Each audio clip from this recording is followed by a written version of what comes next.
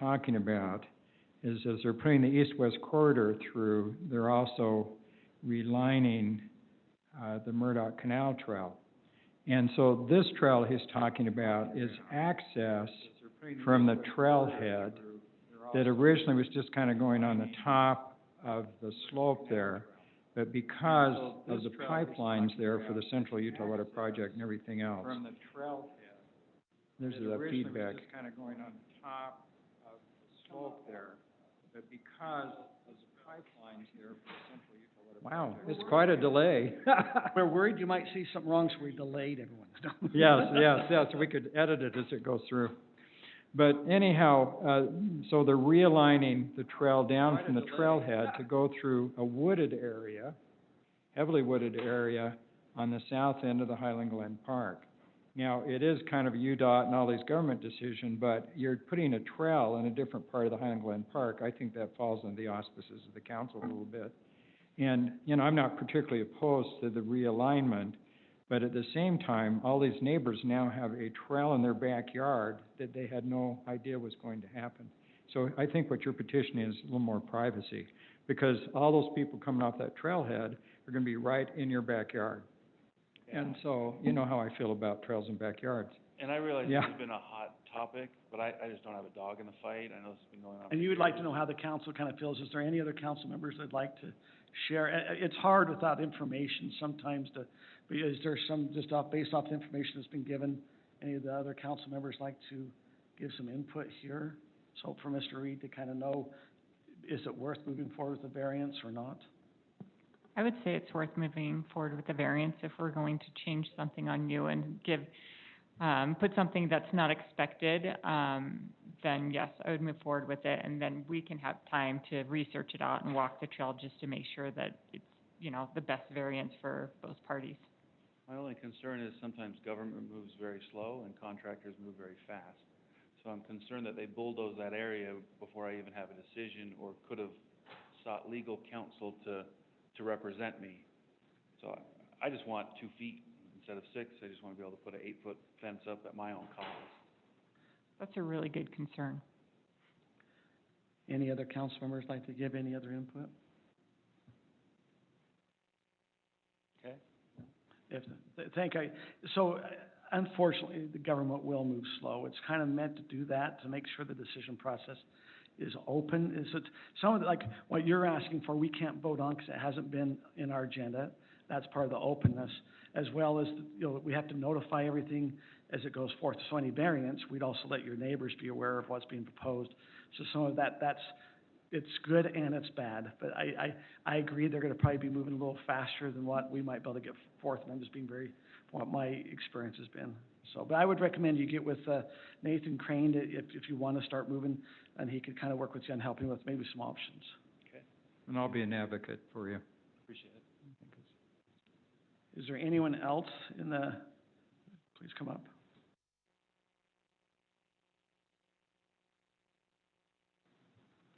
So I'm Christy Henshaw. I've seen some of you guys before.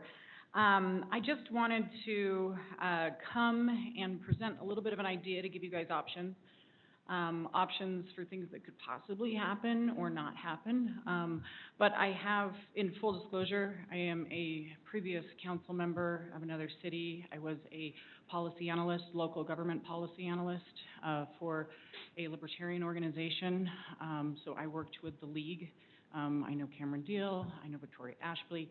I've worked with a lot of the situations that cities tend to come up against, and also issues where, and views of how legislators look at the role of cities in the state of Utah. So with respect to that, I've had a question on my mind for a while that goes back to the fundamental roots of the Federalist versus the Anti-Federalist argument and where a city's rights lie.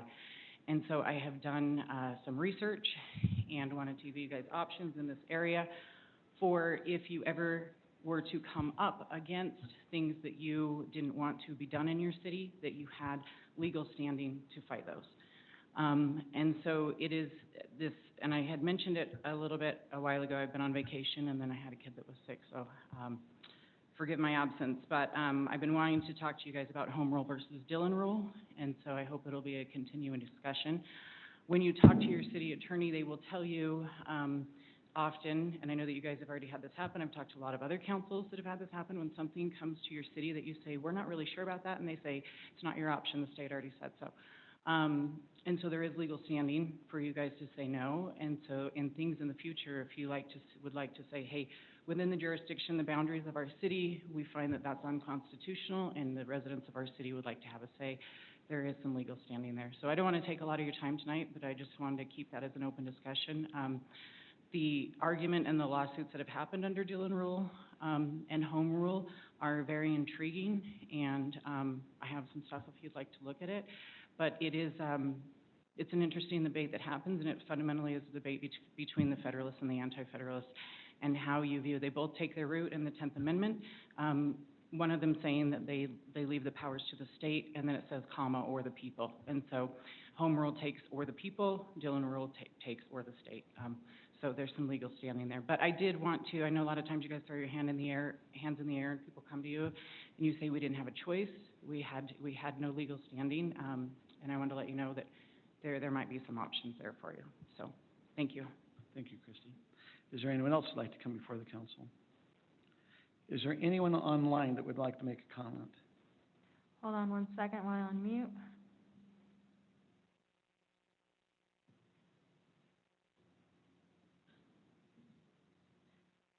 So no one on YouTube, and the one participant online is not accepting the unmute. Okay, thank you. We will now close our unscheduled public appearances.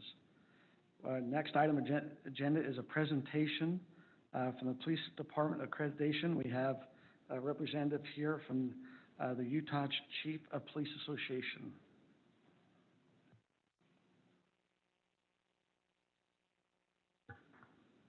Thank you, Mayor Pro Tem Osler, members of the council. I'm just going to make a couple of quick introductions, and I'll turn the time over to them.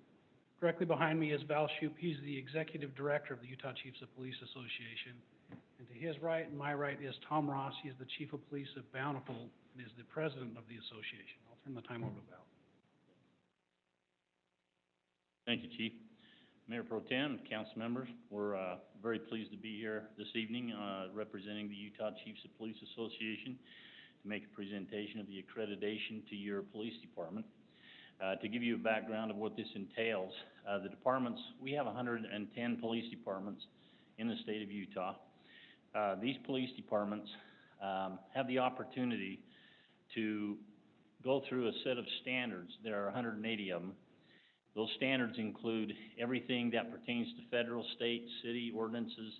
They have to go through a process of making sure that they're compliant. We have assessors that go in and assess that department to make sure that they're in compliance, that they can show us examples where they've used it. For example, discipline, how they handle their discipline, and give us examples. And they have to go through all that process. Once that's accomplished, and they have 3 years to accomplish that process, once they've signed up to do that, the Lone Peak Police Department was on top of that. They did it in less than a year.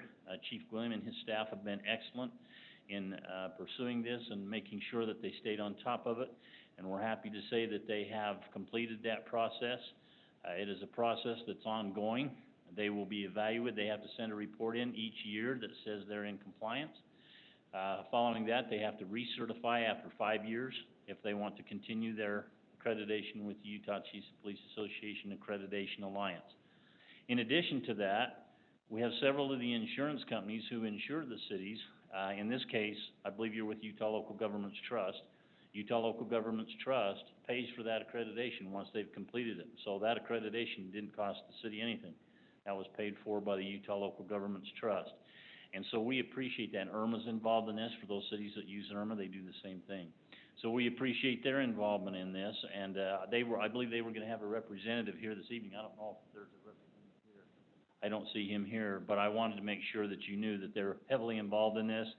They're part of our process that we go through each year, where we have our assessors trained each year. We also have a board that goes through the accreditation standards to make sure that those standards are up to date, that we take ones out that do not apply, that we put ones in that will. And as you know, under the climate that we have right now, this is very important. And as I meet with other executive directors throughout the nation, and there's about 40 states that have accreditation programs, they're in the same process, because we're gonna have a lot of stuff that comes out of the legislature this year that's probably gonna have to be put into some of these standards.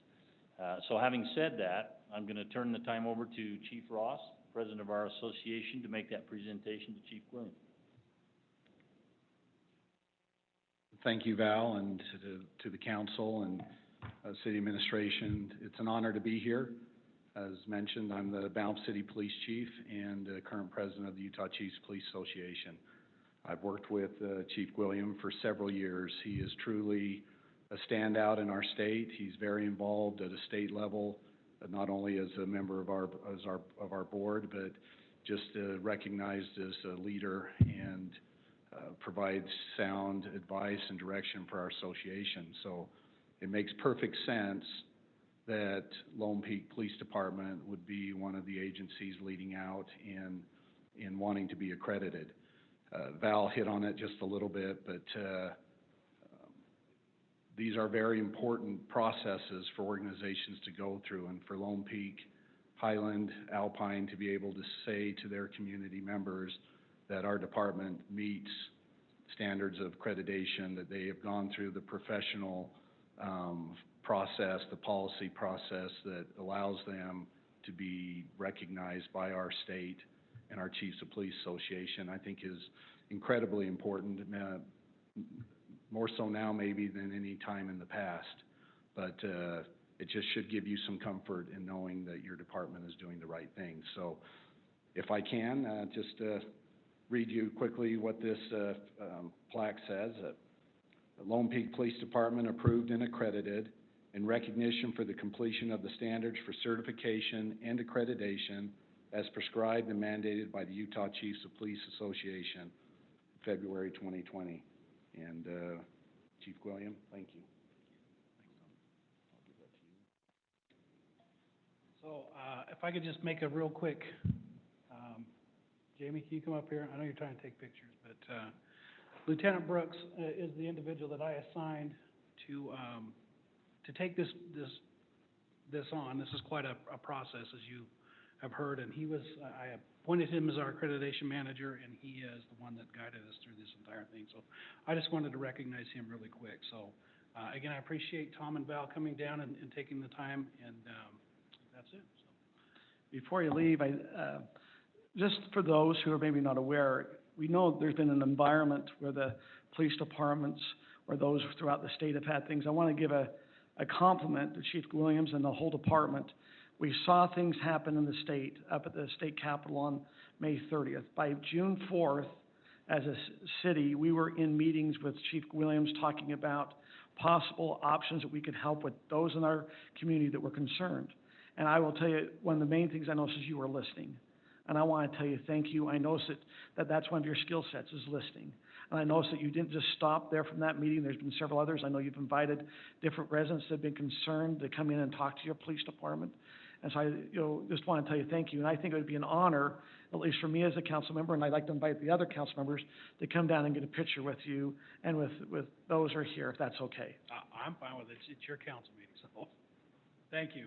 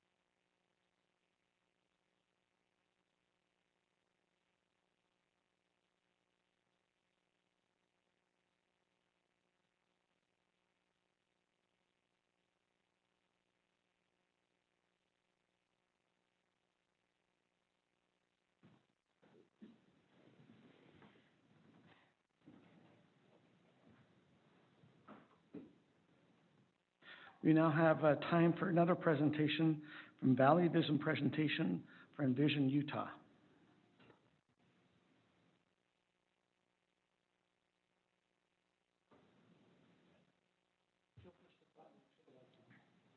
Okay, thank you. Now it's on. Mayor Pro Tem, Council, thank you for having me. I appreciate some time on your agenda tonight.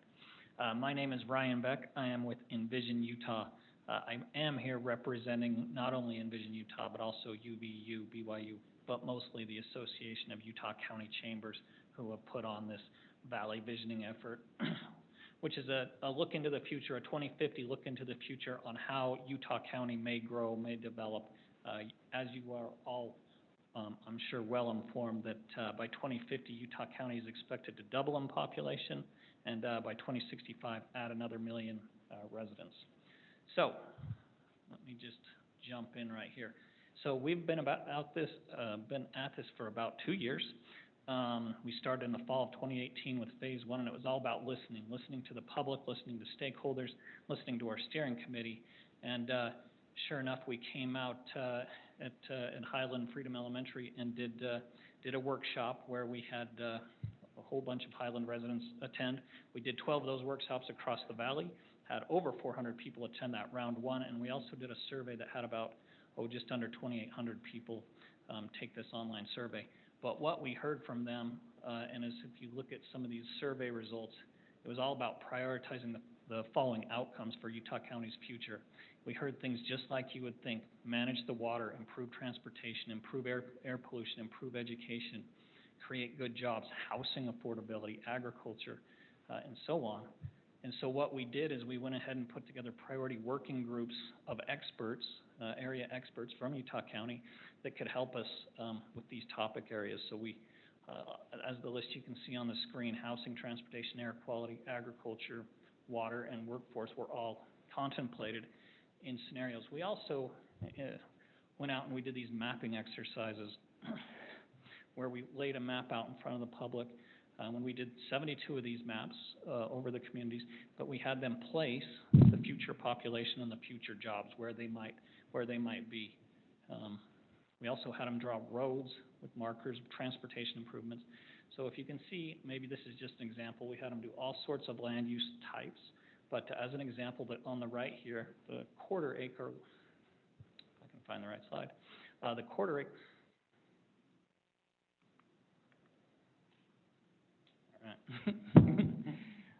The quarter acre lots in yellow, you can see that follows very much where there's available land. South of Provo, there's a lot of agriculture land that could be developed into housing. Also in the Cedar Valley, there is available land.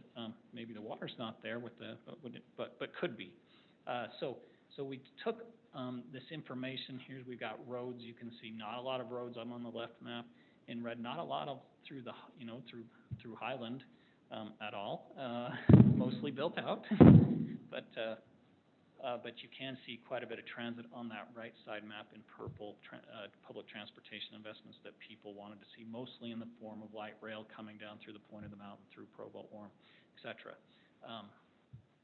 But what we did is we took all that information that we got in phase 1, that listening phase, and we put it into scenarios, 5 different scenarios, which we then again took to the public. We had 11,000 people weigh in on those. If you'd like, we can cross-sort that by Highland zip codes, so we can tell you exactly what Highland folks thought, and we did. And we did another round of public workshops. I'm not going to go into all those different, because I know we're time limited here, but I just want to talk about one of the questions we asked the public. So we presented these land use scenarios. We had scenario A, which was current conditions. That is basing our growth, that future growth, based it on the last 20 years of growth. So we project that forward, kind of a baseline scenario. We had scenario B, which was organized centers, which is what we think the market's kind of shifting towards naturally. If we ask real estate experts and so forth, where this growth is occurring in these mixed-use centers, often by where there's high-capacity transportation. Scenario C was about westward growth. A lot of those maps showed growth going into Cedar Valley. That's exactly what that scenario reflected. Scenario D was about southern growth, that other end of the spectrum, south of Provo, where there's available land. And then scenario E is about urban infill. I know Highland's mostly built out, but there's probably a few spaces where there's a little bit of room for growth. we try to accommodate that growth in these existing areas. So I'm focused on these maps on the right side. In the pale yellow there is existing development. In the orange is the new development. Now, we have all sorts of impacts and benefits that go along with these growths, but I just wanted to show you the urban footprint, how it changes over these scenarios. So this was scenario A, 20 years projected forward. This is the centers scenario, the westward growth. You can see a lot more growth going out in Eagle Mountain. Southward growth going down towards, Payson, Santaquin, those areas. And the urban infill, with, taking advantage of some existing infrastructure there. But, so we had the public weigh in on those, and there's two things going on these results. One is in the blue, that's a little hard to see on this screen, is the public, those 11,000 folks, how they weighted. Now, we went ahead and backed that up. We had Lighthouse, we paid them to do a random sample survey to validate what we heard, and you can see the results came in pretty similar. But a lot of support for C, which was the organized centers. We had a lot of support for C, westward growth going more towards the Eagle Mountain side of things, and then quite a bit of support for infill where space is available. So, like I said, I have lots of results, but I'm going to move on to phase 3, which is the vision, and this is just a high level of what, and this is draft at this point, but a high level of what you'll see in this final document, which should be released sometime mid-October. So we will have goals and strategies that talk about transportation choices and transportation options. We're going to have goals about supporting housing options. And don't read that as a whole bunch of multifamily. That truly means options, what you see, what the market demands in Highland City. So open space and rec opportunities, supporting local agriculture, that might apply down south more than it does here. Managing our water wisely, maybe that's a goal or a strategy maybe for new development, water-wise landscaping, and strategic patches of grass. But it has goals for our kids and, educating our kids, and then also clean air goals. So that's a pretty high-level look. I do appreciate your time, but we'll love it if you have any questions or concerns or... I have a question. I was born and reared in Pleasant Grove, and not many years ago, the north end of Utah County was quite rural and agricultural. So I'm wondering, what happens is developers, the price of land goes up, developers come in, they buy the agricultural land, people want to sell it because, maybe not, but the money and different things. So I'm not so sure how you're going to support local agricultural, because it seems like we're having to deal with those that have a lot of money and want to develop everything. What are some of the options that you're thinking about there? Yeah, so I fully agree with you that, and who's to say, let's say you're a, and I don't want to over stereotype a farmer, but let's say you are land rich, but maybe cash poor, and worked a very hard life to who's to say when you hit 65 years old, you shouldn't be able to retire and sell some land. And so we came up with actually 42 strategies to preserve, optional strategies to preserve and protect agriculture, and some are aimed at the, maybe it's transfer of development rights. Now, the tricky thing, you ask a very tricky question about agriculture, because no place in the country has been all that successful at preserving and protecting agriculture. If you look at like Heber City and the Wasatch, they're struggling with the same thing right now. But transfer of development rights, maybe if you have a 100-acre parcel of land, maybe on half of it, you preserve 50 acres of agriculture and allow a higher density on the other half to try to preserve that 50. So techniques like that, but I'm happy to send you all 42 if you'd like to see them. I'd like to see them, because the last agricultural land here in Highland basically is in the process of possibly being developed, so, it's hard. It is hard. And, property rights are a strong thing in this country, and if I owned 100 acres of land, I know what I'd be looking at doing, so it's a tough game, Other thoughts or comments or questions? I have a few questions. Yeah. With the repercussions of COVID and also some of the civil unrest that's occurred. There's been changes in demographics and directional flows of where people before were tending to move into urban centers. Where they were within walking distance, they want nothing to do with that now, and we see people fleeing Yep. metropolitan centers. Have you taken that into consideration? I know that you started in 2018 before all this kookiness happened, and so have you factored that into the results?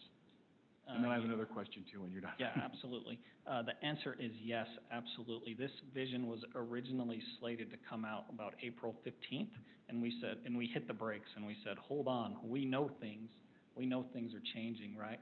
And we're meeting with all of the chambers Friday morning, and we're going to talk that exact same thing. How do we adapt this vision strategy? Because maybe, case in point, a lot more people telework and have found out they can telework and be quite productive teleworking. I've been teleworking for 6 months, so maybe we don't have to build the roads at such a, to have such a high capacity. So that would be an example of, what we've been working with Mountain Lion Association of Governments to kind of scale some of those things in. And I think they just came out with their regional transportation plan, TransPlan 2050. I think you'll see some of the highway improvements maybe scaled back a little bit, because I think people are realizing they can telework. Or maybe they'll even say places like Camas or Oakley say, hey, this is a possibility for me now.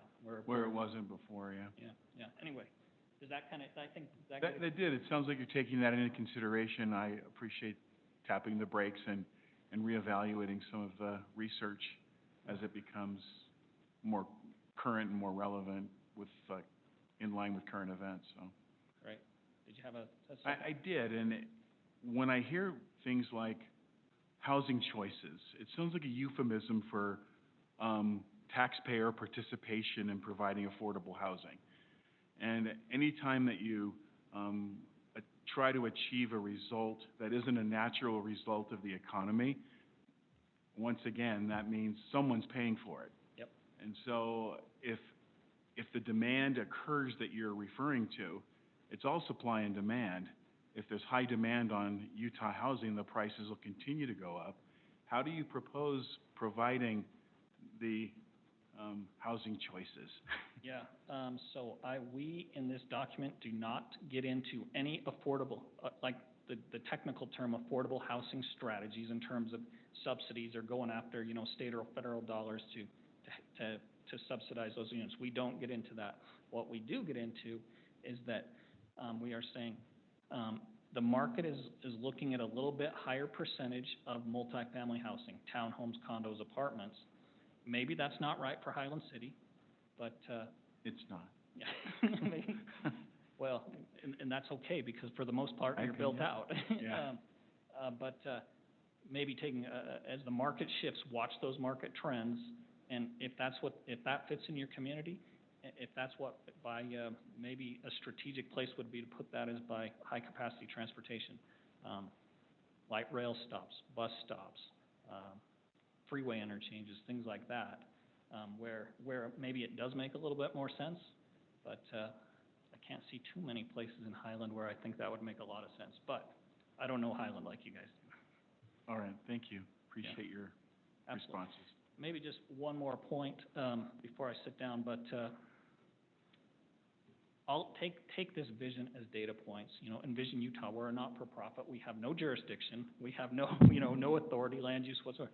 We know you, and we, by no means do we want to take any of that away. Highland City's a great place. All of the, Utah County's a great place. I think the goal here is to maintain a high quality of life that we've all come to know here. So, anyway. Just right before you close, is there other count? Go ahead. Yeah, I just have one quick question. Can you remind me what the methodology was for your project here? Is this randomly generated surveys? Are you calling people, or is this self-selected people who answer? There's both. Let me. Well, I can't quite get there, but there's both. So we had. Catch up on me here. We had the 11,000 was self-selected, people who, we sent out all sorts of advertisements, but they ultimately had to click on it. We also paid Lighthouse to do a random sample survey that has, they go through the scientific steps to make sure our results were valid. So, we did back it up. We found almost everything was in alignment, except a couple of things with housing, where we were probably a little bit more people in some of the communities wanted more single-family homes, so yeah, it's a great question. Whenever you get into surveys, you can bias them very, very easily. Yeah. Kim, anything? Just, one or two comments I had. You mentioned about, with this COVID, you thought about maybe that there might not need to be certain roads, or maybe that, a road size would change from being a collector to a major collector, or things that way. One comment we hear often in Highland is traffic. We have couple major roads here, and so, for me, I'd be a little nervous about if you're saying, hey, we're gonna start eliminating different projects that might alleviate some of that pressure. That's just one concern there. Then you also mentioned that you could provide those who maybe voted in Highland, so as a council, we can maybe get a feel of what they were stating, or some of their visions they'd like. I would be interested in getting that data. I don't know if there's other council who would be. Yeah, so we can sort it by Highland zip codes and tell you what we found. So it'd be interesting as you sort by Highland zip code. We'd really love for you to sort by the Highland zip code. We don't have our own. It's something we'd love to have, but we haven't been able to accomplish that, so. Because of the postal service. Yeah, Not like we haven't tried. Yeah, we've tried. Anyway, is there a way that you could do 84003, and then you look at the sector code? Did you guys get far enough in, that it was sectors, or was it just by zip codes? It's just by zip code. I don't have sector. So we could get close in kind of the area, but it would grab some other Would you be willing to share? Alpine and Highland seems to share very similar demographics and thought process. Maybe it'd be, if you'd be willing to share some of that, that might help us get, just maybe share both zip codes. It would be American Forks and then Alpine, so we can kind of see how that data comes together. compare and contrast. Yeah, absolutely, absolutely. If there's no other comments or questions. Thank you for your time. We now have our consent items. There's consent item number A, which is action of our meeting minutes from July 7th, and then an action item on the Fairing Construction, request for preliminary plat approval for 4-lot subdivision. I'd like to pull consent item 3B. Okay, is there a motion on 3A?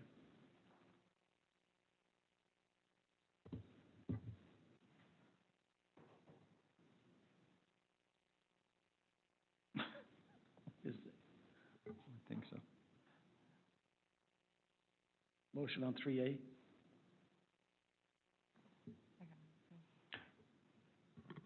I move that we accept consent item 3A, and It's approving the minutes. Yeah, it's just of the minutes. it's what? You're just saying that we're consent to the approving. Approval of the minutes, yes. And I'll second that. Are we ready to vote electronically? Are we gonna be able to do electronic voting? Yes, I just voted. Okay. Okay,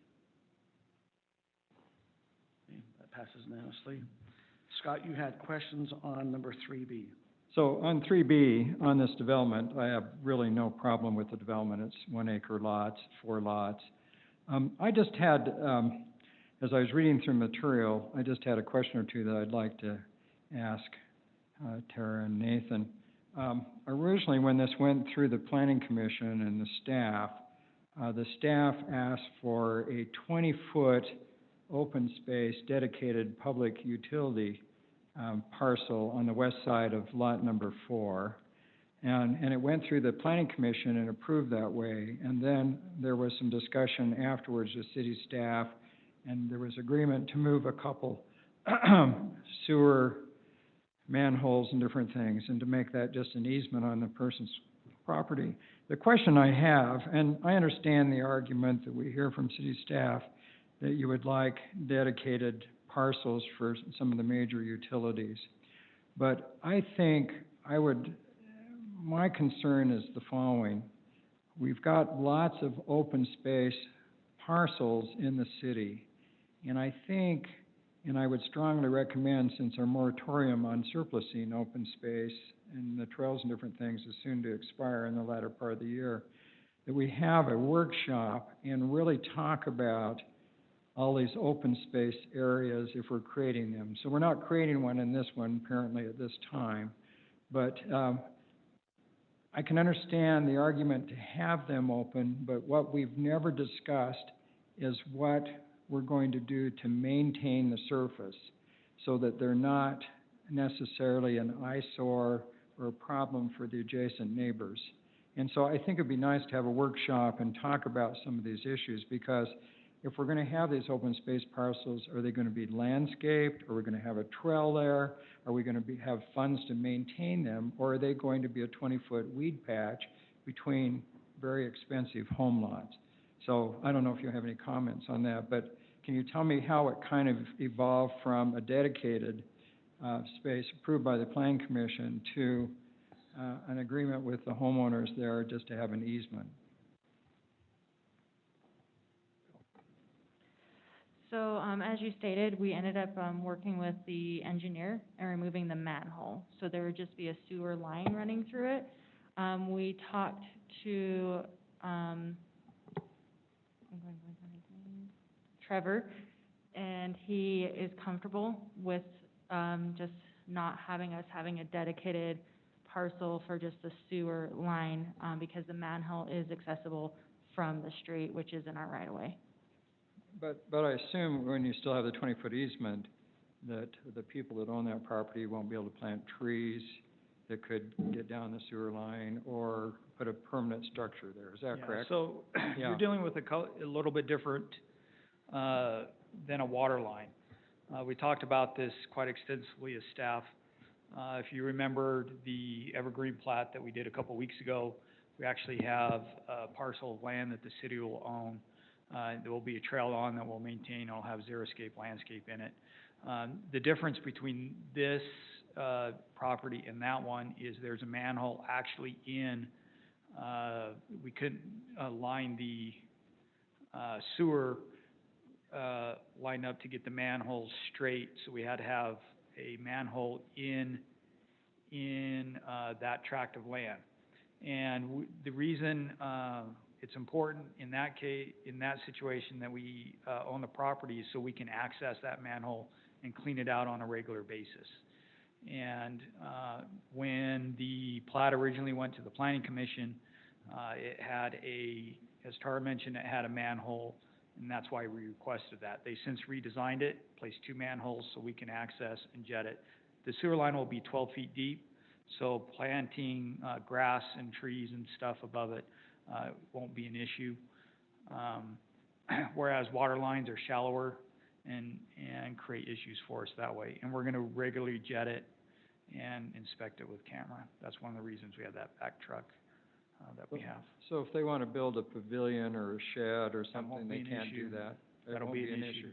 So this is, As long as it doesn't require a building permit.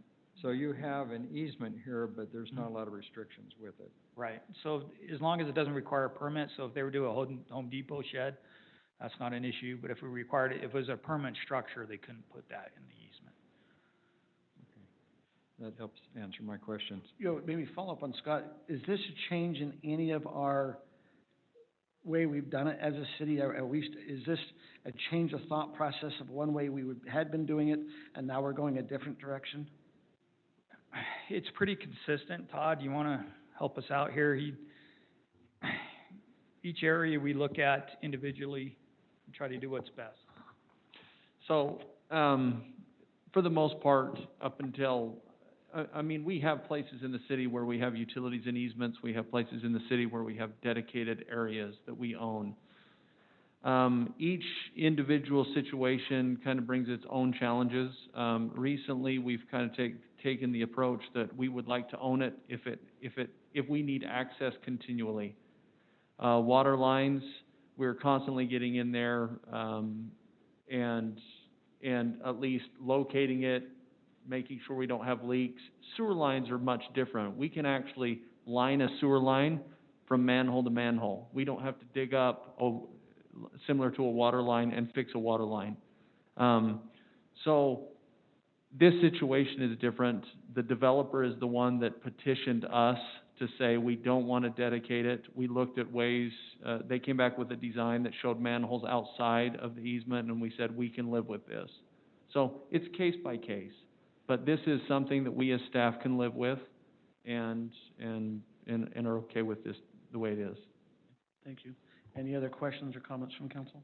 Well, I just would agree with Scott that we need to schedule a work session because that moratorium deadline is gonna come up soon, and we're gonna need to address it. Would other council members also support that? Absolutely. Yes. So Nathan, I would heavily support that also. I think September, October, we need to not just have one, there's multiple, a lot of you are not aware, we put a moratorium on our removal of open space or selling of open space, and also go look over our trail maintenance and a number of different items dealing with open space, so it would So our be the plan was October, with September was requested for, general fund. We're doing impact fees, we're doing, Mountain Ridge Park and general fund stuff in September, and then October, we're gonna hit this. Can we all wait? October is fine with me. I just think we have to have a discussion we might and need come to have to some in a November, too. consensus on these things. Yeah. I think as a council, we're very unified that we'd like to start having some work sessions on some of these items that are coming up, so, okay. Is there a motion now for, consent item number 3B? Sure, I'll make a motion to, approve consent item 3B and accept the findings and approve case PP 20-04, a request for approval of the Spruce subdivision, preliminary plat, subject to the stipulations 1 through 4 recommended by the Planning Commission. I'll second it.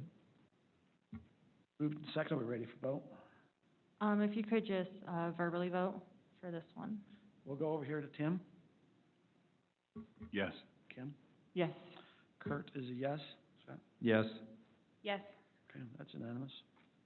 We now will move to, our public hearing on ordinance. It's a request by Mr. and Mrs. Nordstrom for approval of an amendment to the Horseshoe Bend subdivision located approximately at 6541 West Avery Avenue. I will first go to staff, if that's okay, and then if staff wants to give us some information, then we'll have the Nordstroms give us some information. Okay, thank you, members of the city council. So the Horseshoe Bend is the property outlined in red, in front of you. This is the vicinity map. This proposal is to remove the trail easement, and I outlined it in orange just for visual representation. Horseshoe Bend it was approved July 2nd, 2002 as a 16-lot subdivision, single-family lot subdivision. As part of that plat, there was a 20-foot trail easement that ran parallel to the Murdoch Canal Trail, as well as various other easements in the property. On June 23rd, 2020, the Nordstroms requested a variance request to install a greenhouse. The variance was approved contingent on Highland City's approval with the easement, and as part of that process, they would have to go through the plat amendment process to remove the easement. Staff has looked at the proposed easement, and we found that we no longer need that easement because of the Murdoch Canal. It is outlined in red. It will affect lots 1 through 5 on Horseshoe Bend's plat. Okay, anything else? I was just going to say the proposed amendment meets the following findings: zoning requirements, and the easement is no longer needed as previously stated. For citizen participation, we did mail the notification for this public hearing to property owners within 500 feet. We have not received any written correspondence. Actually, I did receive one today. They are in favor of this. One question I had, Tara, is this only for removal from behind one lot, or are we amending the plat behind all lots? It would remove the trail easement behind all lots 1 through 5. It would not affect the other easements that are on the property. So it would only be the trail easement that they were requesting to be vacated. Okay. And then here's your recommendation. Okay. And the applicant. We have here. our applicant here, if you would like to maybe address the council, or? Sure, thank you for that.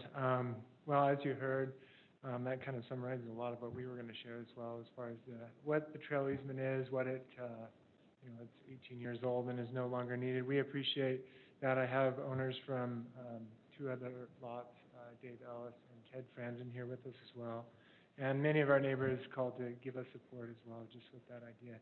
Many are aware of the other very large easement that we have on the property that already limits and will need to continue to limit some of the use of our property. But this 20-foot trail easement definitely further encumbers our property, and we appreciate your consideration in its removal, so that we can further enjoy our property with our families. You heard much of the background. We appreciate the city and helping us, inform us of that. We kind of weren't aware of it. As we went through that variance, as we looked at lot 3, we're like, well, look at there's something else we need to, kind of another step we need to take. So we appreciate your time and consideration in this matter. Any questions from the council? I'd just like to make a comment. I want to be careful not to use the phrase common sense too much, because I got in trouble with that. But I just want to say, you know, it makes good sense to me if you've got a 22-mile-long trail immediately behind your property that you really don't need another trail easement in your property, because I'm sure you all use the Murdoch Canal Trail. Yeah. But that said, I'm going to recuse myself from further discussion in the vote because Dr. Nordstrom's one of my partners. So that's a disclosure of a conflict of interest? Yes. Any other questions? And we're going to turn it over to open public. Anything else? I believe we need to have a public hearing. Is that correct, Nathan, on this? If that's okay, we appreciate if there's other questions the council has, we'll have you come back up. Is that okay? Thank you. But we will now go ahead and open this item number for removal. It's a request to remove and amend the plat of the Horseshoe Bend subdivision. Mr. Trouble? Mr. Trouble, thank you. I'm Brian Braithwaite. I'm the chair of the Parks, Trails, and Open Space Committee, Trees and Open Space. I fully support what's being done here with one exception. There is an easement between homes 1 and 2, between lots 1 and 2, that is part of the anticipated trail that comes from the city center that will go, it currently goes all the way down to 6400. There's a piece of property right across the street that the trail hasn't been built through. Once it goes through there, it would tie back into the Murdoch Canal Trail, at least it's anticipated, between homes or lots 1 and 2. So I just want to make sure that this easement doesn't eliminate that piece of the easement that allows that trail to go through there. It's not built, it's anticipated, it's been on the plan for a millennial of time. But short of that, I think it's a great idea to eliminate this easement. I think it's a burden on the homeowners to have that, and so they shouldn't have to have that, except for that one little piece that would be the width of the trail going through between 1 and 2. Any questions? Okay. Anyone else?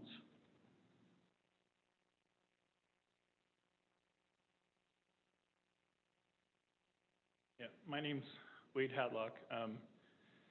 I came with a similar concern.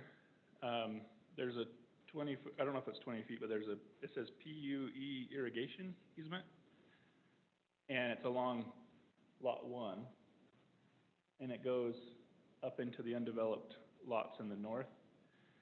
A lot of people I've heard call the city center trail the trail to nowhere, but this easement would be where you could possibly connect the city center trail to the Murdoch Trail. And I commute on the Murdoch Trail to get to work, or at least I did when I was going to the office. And I have no problems with the rear easement that we're talking about removing, because I think it would probably look better if the owners took it over. But I'm really concerned about that side easement, that the wording of this doesn't vacate that, or that the owners don't impede that. A lot of work's been done on trails. The Draper Trail's been connected to the Lehigh Rail Trail. The Provocaine Trail's being extended. They just started an overpass from the Murdoch Trail over to the Lehigh Trail. Romney's proposed an act of Congress to get the Bonneville Shoreline Trail extended on the east side of Highland so that we can get into Alpine and still use our mountain bikes on Wilderness Trail. Huge progress to a major trail system, and we keep putting more density in city center. So I think we have to get city center connected to Murdoch. And this is the on the west side of Lot 1 is the place to do it, where that easement is. And just check with staff, make sure we protect that easement. It says irrigation easement, and I don't know what the other acronym means. But let's make sure we preserve that. So, thank you. Anyone else? Tara, do we have anyone online? No one on Zoom, and no one on YouTube. We close our public comment, and I'll turn it back over to the council. Is there any comments, questions you might have? I guess just our question for staff is, do we need to make an exception for that easement between lots 1 and 2? Because, I understand, the frustration with Murdoch Canal not connecting to the, town center trail.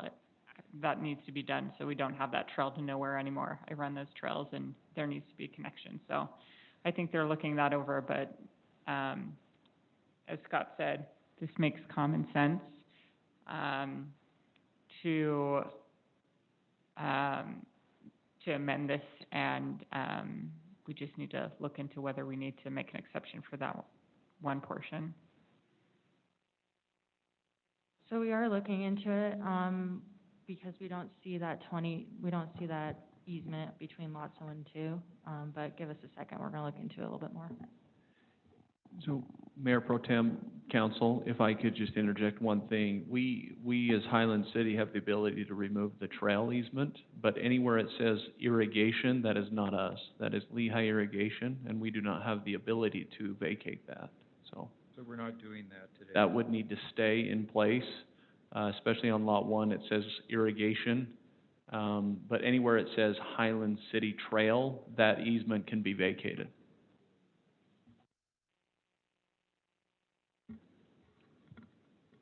So the easement that Brian was referring to is within our jurisdiction to comment on, correct? Yes, go ahead. No, I'm just asking, that is something we can decide? Well, if it's deemed that by us removing this easement, that we also are removing that little section from the trail that is coming from, if you want to say north to south, then yes, that we probably need to discuss, that as an item. So we can, I guess we're gonna discuss the ability to remove the easement that the Nordstroms were referring to, but. We're removing the easement, my understanding, in what's highlighted here in red. Okay, but we can retain the easement that Brian was referring to. I think what they're talking about, we need to make sure it's private motion. He'll explain. Tara, can you pull up the county parcel map on here so that people can see? So it's actually, so you see 1 and 2, we'll pull up the county parcel map, then you can see it. It's actually a tract of land that the city owns that's in a different plat. So it's not actually in this plat. It's in a Canterbury North plat. But it's noted on the plat as irrigation and trail easement. Right, and I'll show you in just a second here.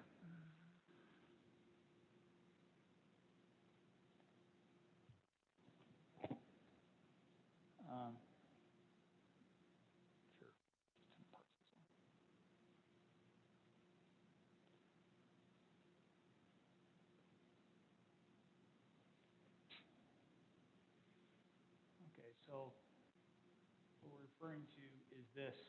Yes, and the other. Right there, right? Yeah, but it also goes in between, I think, is it on the side of lot 1? Yeah, here's lot 1, in Horseshoe Bend. This is lot 1. And then this is actually Canterbury. That's Canterbury. And that's property right there that the city owns. So the trail would actually be on, instead of an easement, would be on the city owns. If you look at that, we can zoom in. You can see it's actually, Irrigation line. check the width. I think it was put for a trail. 20 feet. So that's the width of our trail corridor. So so two different subdivisions, this is Canterbury, from this red line, west, is Canterbury. From here, west is, Horseshoe. And that's lot one. Correct. Okay. Yes, lot one here is right here. 001.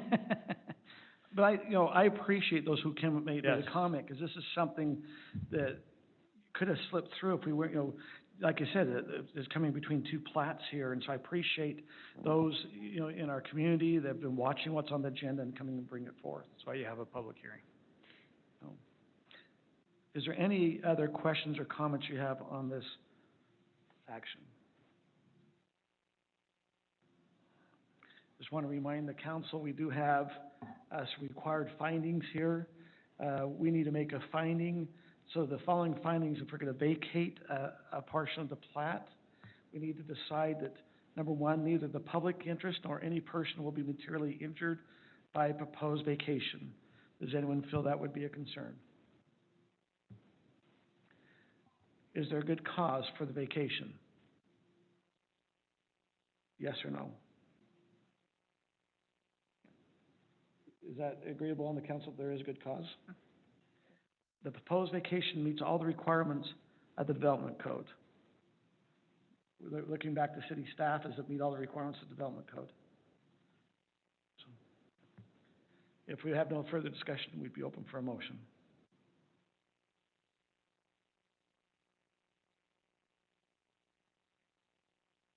I'll make a motion. I move that the city council approve Horseshoe Bend Plat A amended and adopt the ordinance vacating the easement subject to, the two stipulations recommended by staff. Let's see, it complies with all zoning requirements as set forth by the development code, and the easement is no longer needed because of the Murdoch Canal Trail. Do we need to reference since this is an ordinance? Do we Yes, need to- please. So if you could reference the ordinance also as part of attachment one. Do I just say as reference to, And adopt the ordinance. oh, Just say that. and adopt the ordinance? Thank you. So does that include, the easement that will be maintained that Brian described? It's my understanding this is not part of the easement. There's two plats. So you have one plat that the lots, the 1 through 5 are on, and there's a gap that the city owns, and the next subdivision's called Canterbury, and so it's not part of this plat. The red area does not encumber at all where we'd be having that trail corridor for the city. Okay, so this is just a completely different issue to be discussed in the future then? Yeah. Okay. We still need a second on Kim's motion if there's no. In that case, Okay. I'll second it. Oh, no. Oh, no, I just wanted to point out that the ordinance specifically says the city's not giving up its fee ownership. That other parcel, the little trail corridor, is owned by the city outright in fee, so this doesn't touch that at all. Those who wondered, that was our city attorney, Rob, that jumped up here, so appreciate his input on that. We have a motion and a second, so let's go ahead and vote.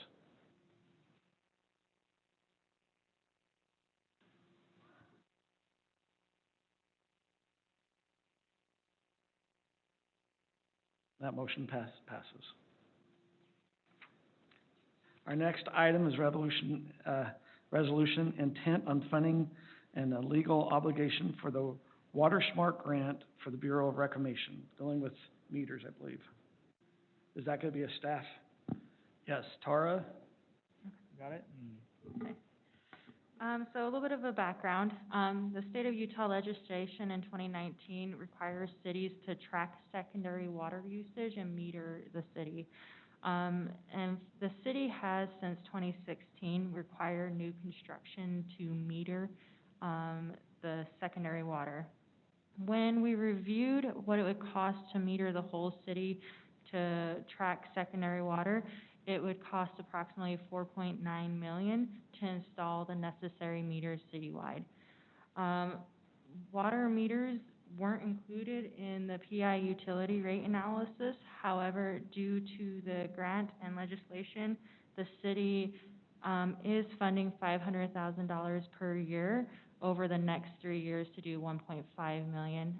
The Water Smart grant is a 50% match contribution, and at the time it was at 1.5 million was the possibility of receiving that much money from the Bureau of Reclamation. So as stated, the city has to match 50% of what we are asking to have the grant be. Since we reviewed the updated grant for this year, it has increased to 2 million. Staff is recommending the council to consider increasing the matching contribution to that 2 million. And the resolution of intent is, the one that you are reviewing right now, is part of the Water Smart grant application process. And it is saying the city is intending on funding, and they are intending on funding for the grant if they get the approval. And for your proposed motion as well. Do we ask questions? Yeah, go ahead. Okay, so, I mean, I'm 100% supportive of this. Is it a public hearing? Well, it's a resolution. Do we need a public hearing on a resolution? No. Okay. No. Well, the I just like. gentleman did ask if he should speak during. Why don't we go ahead and let Scott ask a couple of questions, and we can, I'm okay asking. Yeah, it's fine if people ask questions. It's not a public hearing, but it's okay. I don't have any problem.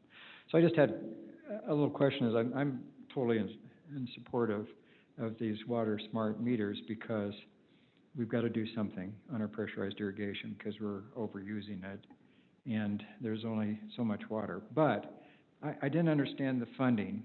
So, and maybe the staff can explain this. So we're going to save $500,000, or propose we use $500,000 out of the PI fund. And we talked about 3 years, but if we're going to do a matching, we're going to have to do that at least 4 years. That's not discussed. Is that the proposal? Are we going to need to look at, when we're looking at fees and things, talk about a possible pressurized irrigation increase?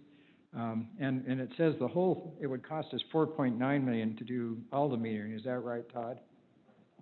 So we're talking about, with a grant, getting 2 million, coming up with 2 million, but we still got like 900,000 that we're going to have to come up with at some point, right? Correct. And all the new construction, the city has meters being installed at this time, which Correct. involves, how many homes would you say now, Todd? 300 or 400. Okay, so those, I threw out quite a few questions, but I'm just curious how we're going to fund our $2 million. I didn't quite understand that. Okay, great question. So, let's take them down one by one. So in 2019, we hired Zions to look at our utility rates and our impact fees to see if we were coming in on schedule as we projected.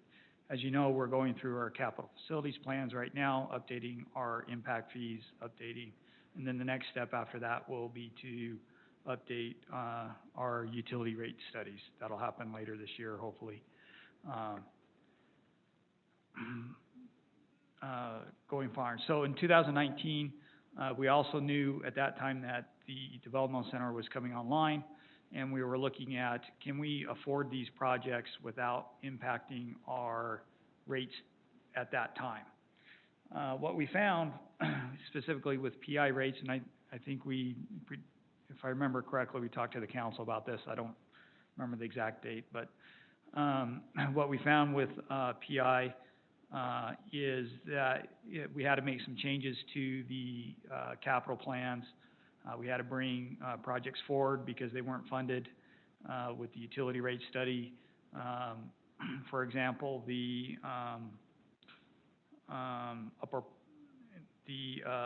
pump station for Boyer that we've talked about, that we're hooking on to the CUP line.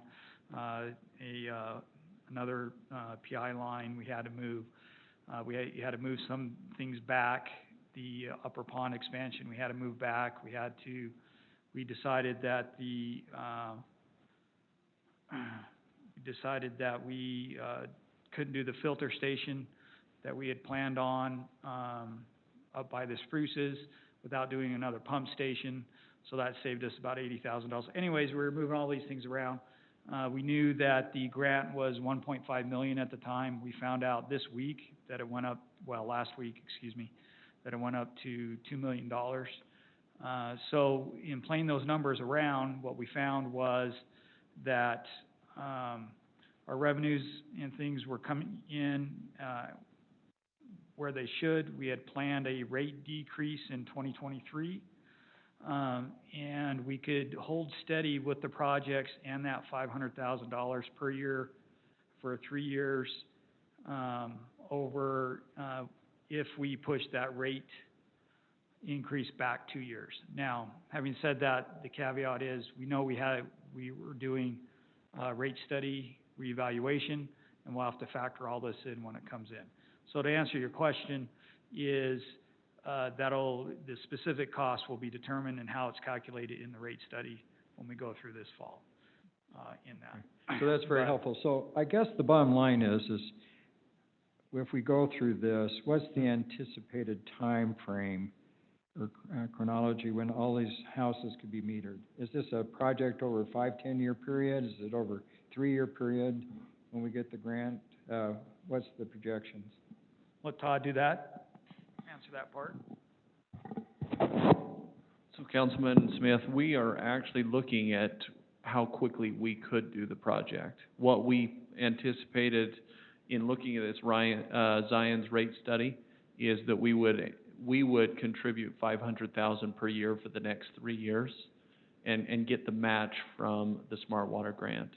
Now that they've upped it to $2 million, we've got to go back and look at those numbers and see what it does to our other projects. But bottom line is we're going to have to, with our application, request that so Alpine did it in a 2-year project. They did half their city in 1 year, not half their city, half of the funding that they received 1 year and half of the funding that they received the next year.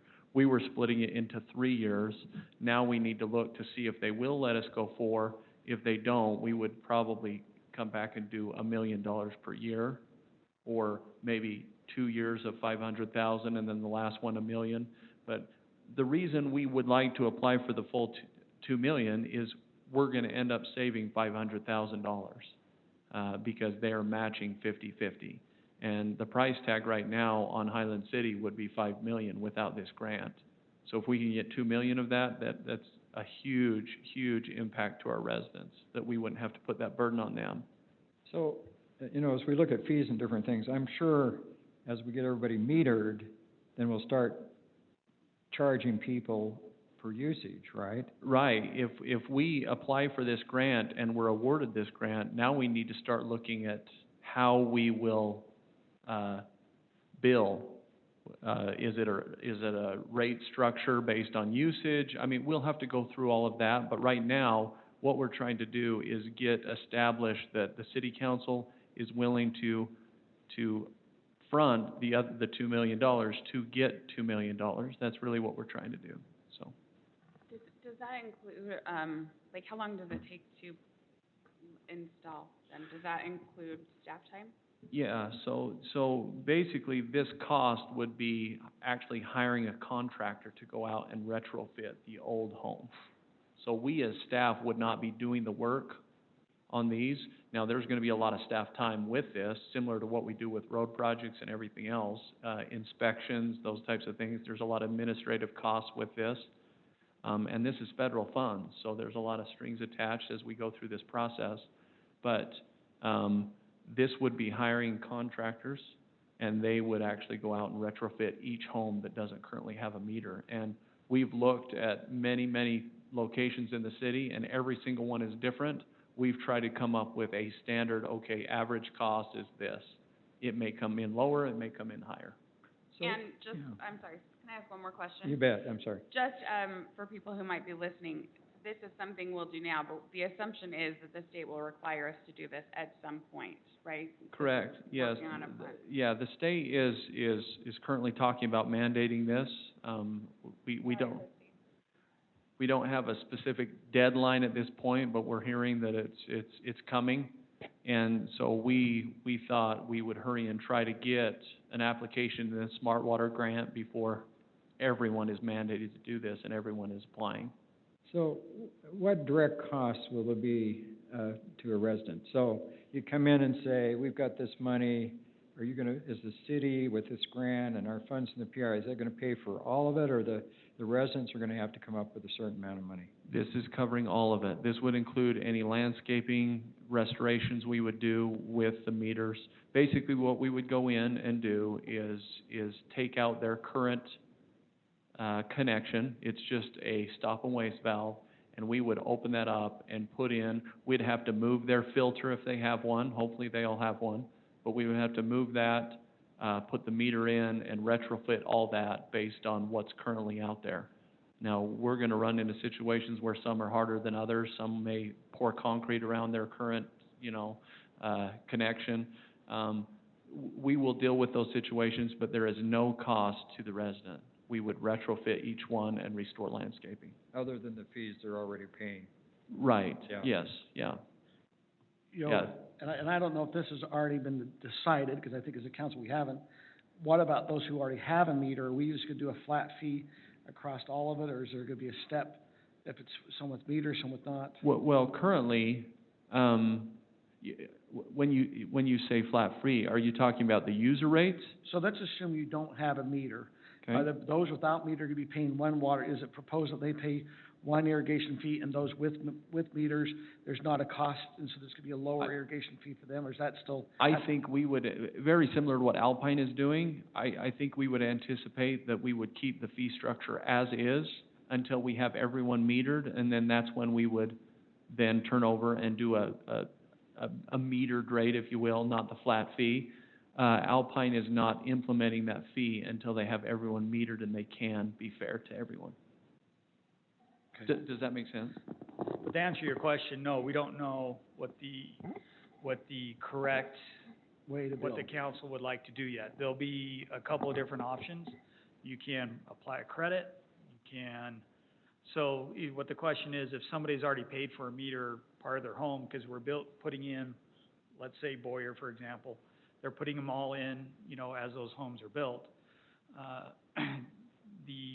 do we account for that, in the cost of for their PI? Do they get a credit? What do we do? And that will be the decision. Yes. I mean, 'cause it could be that, hey, if you've lived here 25 years, such as, some residents are going, we paid for the initial PI to get built, and they've been able to tap into that. I understand there's, they have a fee when they come to build, but maybe it hasn't covered all the, there's other PI costs that have come for over 25 years that they benefit when they, connect in. Yeah, so there'll be a lot of, decisions that the council will have to make on how they want to institute the fee. How you credit somebody for a meter that's already bought one. Maybe the council does an incentive program, because we're collecting meter data now, and say, look, rates have to go up because the last 2 years are, if we go through our study, you remember Todd talked a couple weeks ago about having to accelerate some projects because our use is through the roof, and we're having trouble getting source and getting the water that we need that's being used. And so maybe there's some incentive programs to get a meter on now and start being charged by meter. I don't know. There's a lot of different. There's other decisions.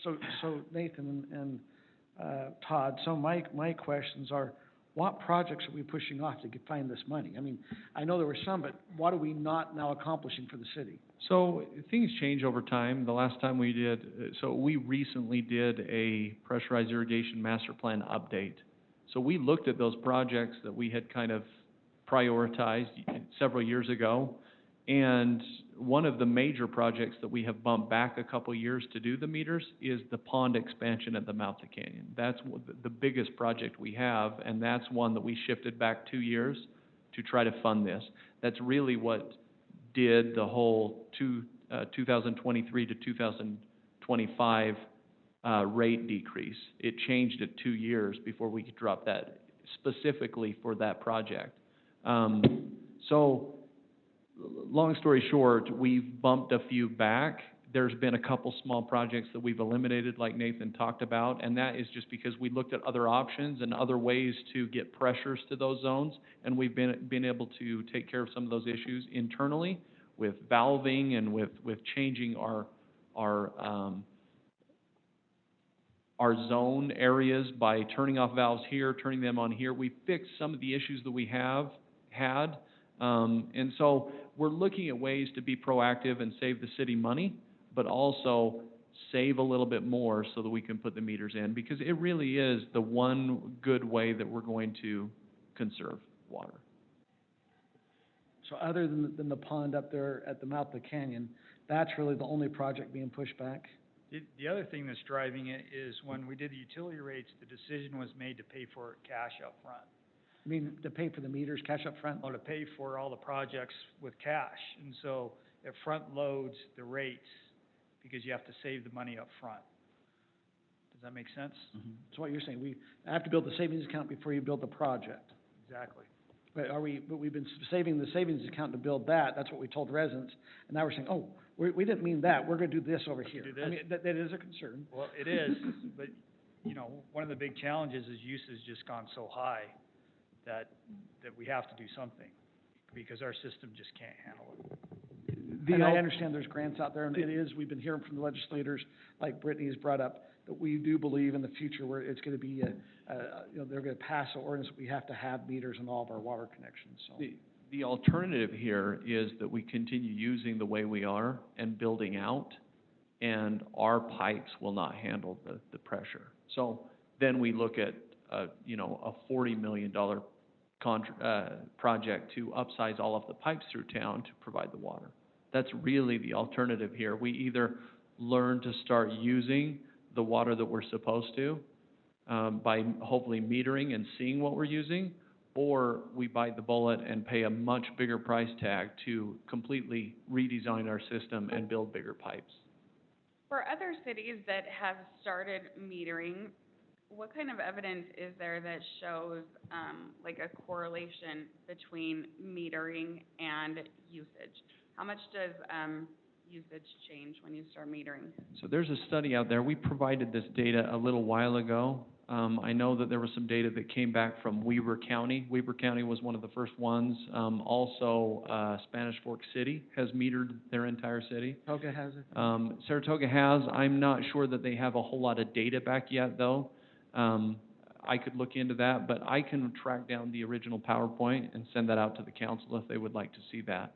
But that PowerPoint is going to show that Highland City is one of the biggest users per square foot in Utah.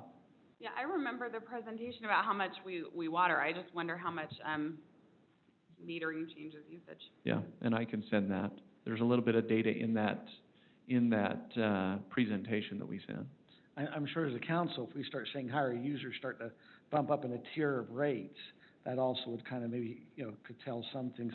Since you brought up usage, and I do want to get this gentleman over here some time, you mentioned to me at one time that up there at the mouth of the canyon, the river's only running 12 PSI.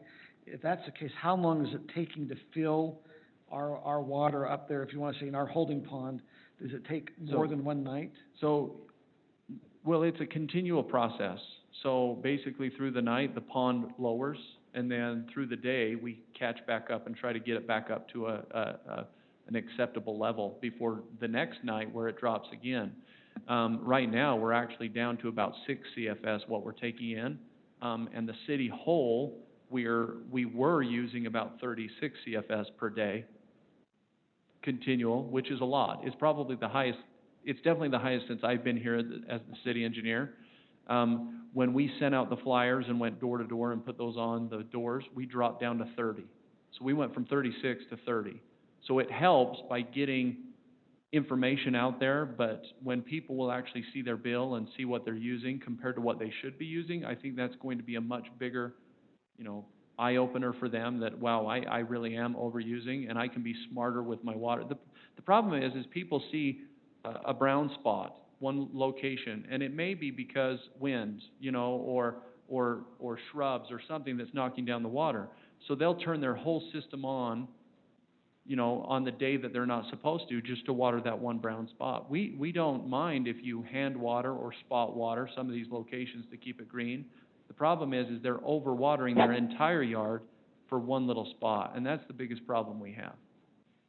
So you just mentioned we're getting six PSI. 6 CFS. Oh, I'm sorry. Cubic feet per second. 6 out of AF Canyon at this time, but as a city, we have been using up to 36, we're using 30. So we're pulling 30 from all of our other sources through the pipelines right now.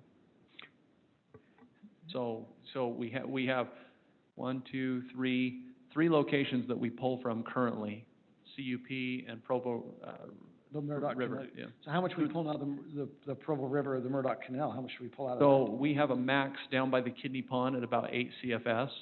We have a couple other locations that we pull. Then we are also running all 3 wells. So we're running the well at 11,800. We're also running the well right over here that we call the Provo well, which is right on the corner of 10,700 and SR 74. So we're running that well. We actually, trying to utilize the water better, we actually put that water in the Lehigh irrigation ditch, and we trade their water for water at the canyon, their portion of the water. So we're making these water trades to better utilize the water in the locations we need it. So long story short is we're doing everything we can to keep up and keep the residents' water, but we're still overusing. And so these meters are not just a mandate that's going to come. These meters are going to help us run our system better, keep from upsizing pipelines that we really don't need to upsize, and have a bigger price tag down the road. And right now, we have a great opportunity to apply for $2 million and almost cover half the cost to get everyone on meters. So, this question may have been asked already. I was kind of thinking about emotion and different things, but, so you have all these new homes that have meters. What, are they working, or and so you have an idea how much those people are using? Is that the question that was already asked? I don't think so. We monitor these, and we actually look at the high users. The previous council, we had all of the previous council. Is anyone still on a meter? Kurt, are you on a meter? So the whole previous, Brian is.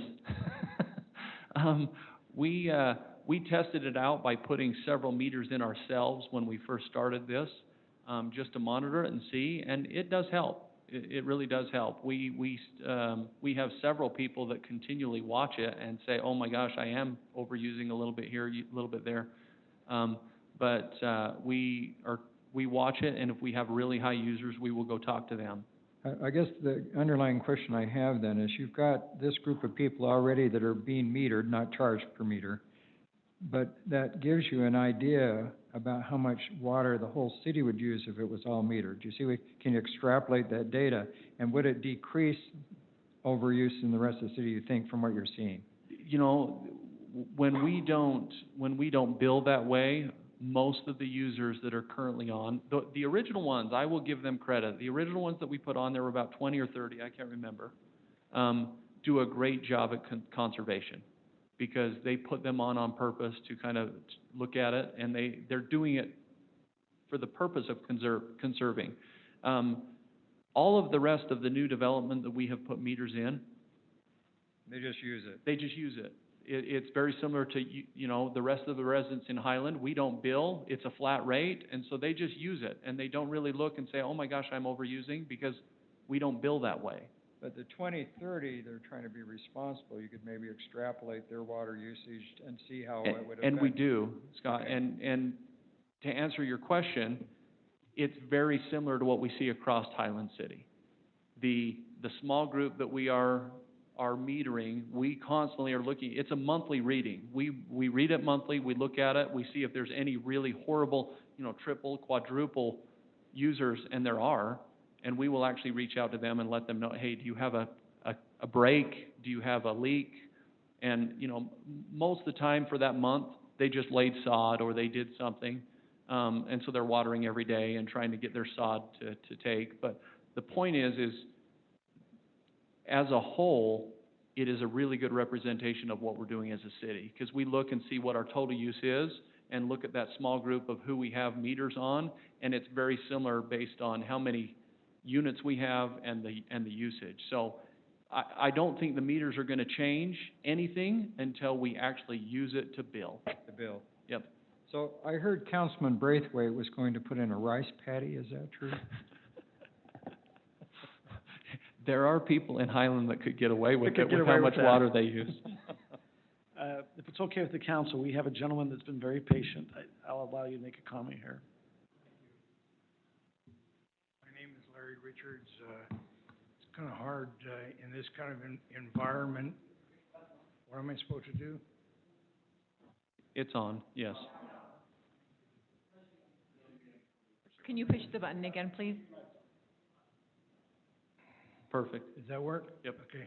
I'm sorry, I can't hear very well in this environment with my hearing aids, so I only get about half of the idea of what you guys are talking about. But I want to take, first of all, exception to the generality that everybody that has a brown spot turns on all their sprinklers, okay?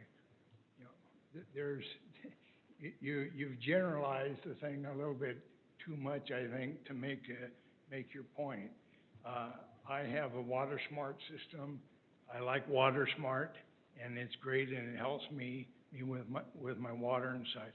But that's not what I want to talk about. Most of you here, I remember reading your bios when I voted for your positions. I think that all of you got on, so I'm thankful for that. If I remember correctly, most of you weren't here when the system was originally put in. Okay. Scott, you were here, weren't you? You were in 95, weren't you? Well, I've lived in the city then, Regardless, but I most wasn't on of the you, council. most of you. Brian weren't. Braithwaite probably was. No. Okay, but, I've been in the city 25, 26 years. And back then, when the irrigation system was proposed, it was proposed that we that had, water shares, that we donate them to the city, giving them cash, okay? Basically, I don't know that it's the case, but I suspect that new people coming into the city just get on the pressurized irrigation system and are charged a monthly fee. Okay, that's Just maybe to help you, a developer has to bring water shares into the city when they bring a development. So water shares are coming into the city. in the pre-development. So in a way, it helps a bit taking care of that. But anyway, we were originally asked to do that. Things change, I realize, but we were promised that the system would not be metered. I understand that there may be reasons that we need to do it now. You know, if there's not a legal obligation to us, there ought to be a moral obligation to us as initial city members. Most of us who donated our shares back then had larger properties, okay? And people that move in now, that the city has allowed smaller lots to go by. And if I were to move in right now and buy one of those lots, I would say, why would I have to pay as much as this guy over here that has an acre or 2 acres or 3 acres? You know, but I'm being charged this flat rate. That's not fair, but it is fair because we were the initial ones that started it, and there was an obligation, there was a promise made to us that the system would never be metered. I understand that things change and have to change, okay, but something needs to be considered in this rate that we're talking about. And all of us who have an acre properties aren't trying to take advantage of the system and to get more water than we need or what, but we actually use more water because we have larger properties, and that's what we donated it for. So my request would be that I don't think you're gonna stop the metering system, and especially if we have matching funds, but what happens with those meters after they're installed, I would hope that you would give consideration to the fact that how the system started and what the promises were made, and some way give us an opportunity to, reap what we put into the system. Thank you for your comments. Is there any other comments or questions the council has before we take a motion here? Well, I've received a few inquiries about this, this issue, and I was able to talk to Todd about it in his office. Well, I received a few other inquiries about that same issue of people who basically gave the city, their water rights and were told and promised, that they wouldn't be metered. And so I talked to Todd about it, and I'd just love for him to, give an explanation about this, because he always does a great job. Remind me your name, sir. Larry Richards. Well, first of all, I appreciate you being water savvy, because I shouldn't have generalized. There are a lot of good people in the city that watch out for how much they use, and yeah, and I appreciate that. It's appreciated. The reason for the current proposal to meter is because we're being mandated by the state. It's coming. Right, and so we're just trying to take advantage of this time to get a little extra money to not put the whole burden on the residents. But moving forward, there's going to be a lot of discussion on how we charge for this. Obviously, we want to be fair. The properties that are bigger will use more water and shouldn't be penalized for that. There's a lot of people in the city that are still on their 5-acre lots and dedicated 5 acres, worth of irrigation water, which would have been 15 acre-feet back then. And so we will take that into consideration as we look at rates and make sure that you're not penalized for having a large lot. We would only penalize for overusage. And so if you're smart with your water, you'll be treated fairly. So. Okay. Right.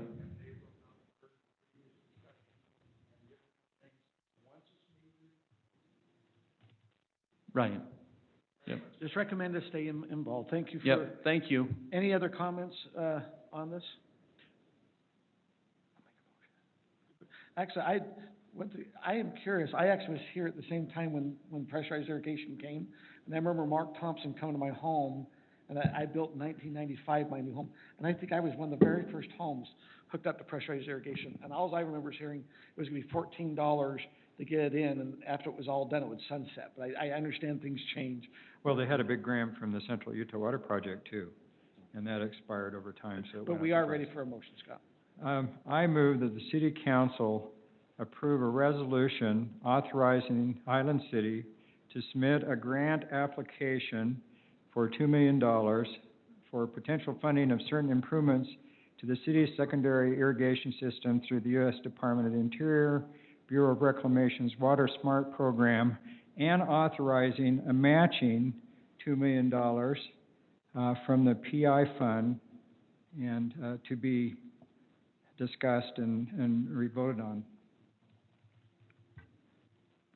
Is there a second?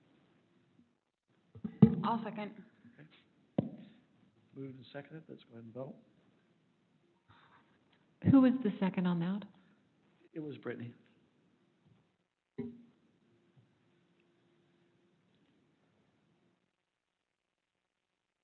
Okay, that's unanimous.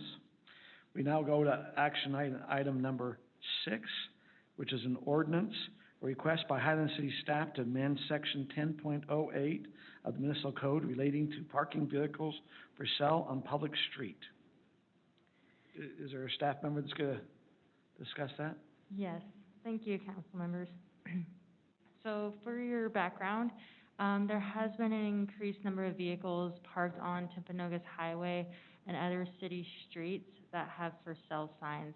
This has created a safety concern for by staff, because people would be crossing a busy street and stopping and to review the vehicles. It was, for a little bit more of a background, the police department thought originally, and correct me if I'm wrong, Chief Williams, that we did have an ordinance that restricted vehicles being parked on the street for sale. After further review, it was determined that we actually don't have any ordinances restricting that. And so they can't enforce any, requirements for people being parked on the street with for sale signs. Some other cities that don't allow it would be Alpine City, Lehigh City, Orem City, Pleasant Grove, and Saratoga Springs. They don't allow vehicles being parked on the street for sale. For your proposed amendment, we're saying it shall be unlawful for the owners or operator of motor vehicles or trailers to park or allow to be parked on any highway, streets, or shoulder areas for the purpose of displaying it for sale. Number B and C is copying a different ordinance that's above this of for sale vehicles, in other areas. So that's where those misdemeanors come into play. And for your recommendation and proposed motion.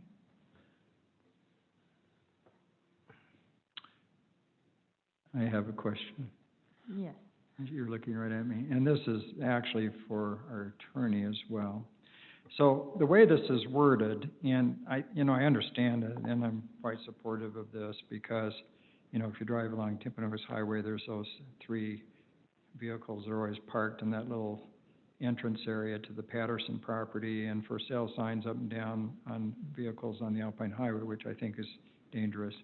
But if you read this, when you're looking at section 10.080.030, which is the new thing, in A, it talks about, of course, having these vehicles on a highway. But in A1, it says parking and leaving a motor vehicle or trailer in one location with a for sale sign or similar device displayed on or in the vehicle. I guess the question that I have, the way that's worded, would that prohibit someone who wanted to park their car in their driveway, on their property with a for sale sign, because they can put a for sale sign on their house? So I would think they could put a for sale sign in their car. So I know the intent here, but does that prohibit that? That's my question I have. No, that's a good question and a good clarification. It does not. The subsection A is the one that makes the conduct illegal, and that's where it says it shall be unlawful for the owner-operator of a motor vehicle to park it or allow to park highway, street, shoulder area for purpose of sale. And then 1 and 2 is just defining what it means to display it for sale. So you can display it for sale other places. A just says if you're doing it in these 3 locations, highway, road, shoulder, that's what's prohibited. That's what we make illegal. So Rob, so I have a car that's for sale. I park it out in front of my house. It's on the city street. We're stating that is not allowed because it's on a city street, correct? Correct. You could park it on. It'd be okay. Yeah, in my Park it driveway. on your driveway. Yeah, that's. Yeah. But yeah, this says any highway, street, or shoulder area. So highway is a broad term that includes basically any public road. So as long as you park it on your driveway, in your yard, I guess, or somehow, that would be illegal. Or that would be fine. That would be legal. Once you move it onto the public right of way, then it becomes illegal. You could, I guess, make further classifications, but that's where that is currently. So that'd never be misinterpreted? Okay. No. Okay. I mean, if you would like to make absolutely sure, I see no way that could be misinterpreted. You could say, this will not prohibit parking on private property or something along those lines, but it's not necessary. I believe, since this is an ordinance, we need to have a public hearing. Is that correct? Rob, if it's an ordinance, it needs a public hearing? This is municipal code, so no. Okay. Just want to make sure. Council have any other questions or comments? I just have a comment. I just am in agreement with this. I notice myself when I travel along Timp Highway, when I see cars for sale, I do notice that I kind of slow down a little bit and look to see, what's for sale, how much, and it can be dangerous, especially during traffic hours. So I am in agreement with this. I'm also with Kim. I think today there were 5 cars that were for sale, the area that Scott, you were talking about, and I thought, well, there's nowhere even for a car to slow down, to pull over, to even get the information if they tried. I think there's some safety issues there. The one question, I get nervous if someone has out in the street in front of their house, I recognize we probably need to have some, that can also be abused if we don't do something, so. I think if there's no other questions or comments, we're ready for a motion. I'm happy to make that motion unless someone else wants to. So I move that City Council accept the findings and adopt the ordinance approving the amendment to Section 10.08 of the Highland Municipal Code pertaining to parking of vehicles for sale on streets and highways.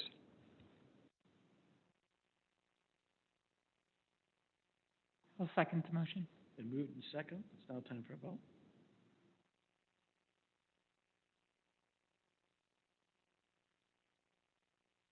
Okay, it's unanimous. Our next item on our agenda is an action, a letter of support for the Utah Lake Commission municipal members' perspective on toxin guidance. Is that staff, or is that, Brittany, I think you're also on the Utah Lake Commission, is that correct? So just, I am, and I don't want to talk about this one. Okay. I can tell you what the World Health Organization thinks about it. I can tell you about it, but I just think that Mr. Braithwaite came all the way here, and it's a respectful thing to do to let him talk about it. But Nathan, on that last one, how long then until this goes into effect, this one with parking the cars? Is that immediately, or what? How does that work? What does the ordinance say? How do we do that now? I know we had a big discussion, and I don't remember. Because there's a truck my daughter wants me to buy her there, and I'm just would be happy if it's gone tomorrow. Oh, I thought you wanted to run down and get the number. What does it say now, Steph? It's going to depend on what the ordinance says. Sometimes they say that it has to be posted in the paper and advertised before we can enact it. All right, so what was? But Tara, what's the wording on that ordinance? Do you have that in front of you? Once it's published? Okay. I can also tell you about algae blooms, that it's very helpful if you can look at them from a satellite in space. I did my research. Thank you. You mentioned that maybe Mr. Braithwaite would like to discuss.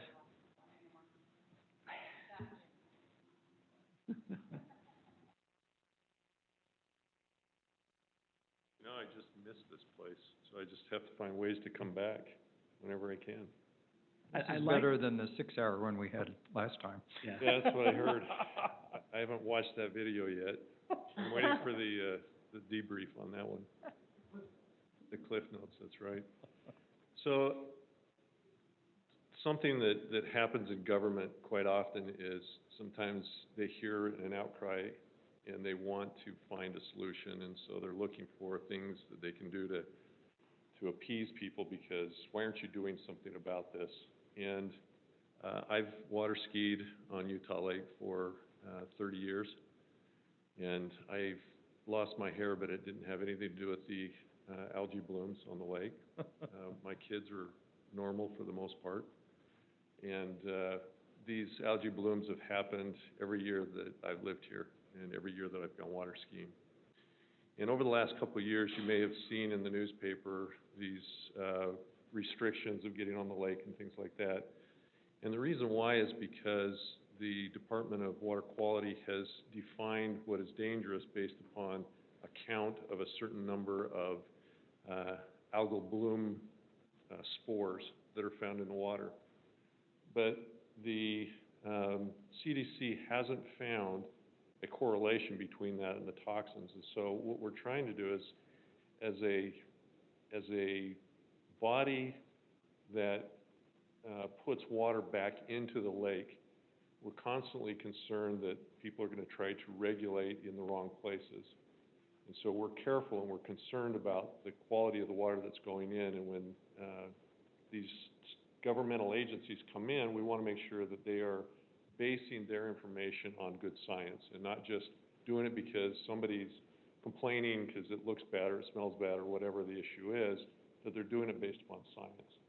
And so what this letter is really saying, and what we would like your support on, is to say, look, base it on what toxin tests say, not on a count number, because there's no correlation between the count and the toxicity of the water.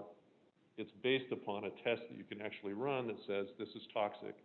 And not only that, but we don't want you to go in and see a green patch of algal bloom and go over and take a sample right out of the middle of that. That, you can't judge the whole lake. I mean, this is a huge, I mean, you can see this from space, just about. I mean, you can see the Great Salt Lake. This is a huge lake, and taking a sample out of a place like that and then defining the whole lake as being toxic and problematic, that's our concern. So we want to push back on them. We can't make this decision, but Provo's behind it. They have their own water clarification process, so they have their own system. Provo has their own system. Northern Utah County uses TSSD.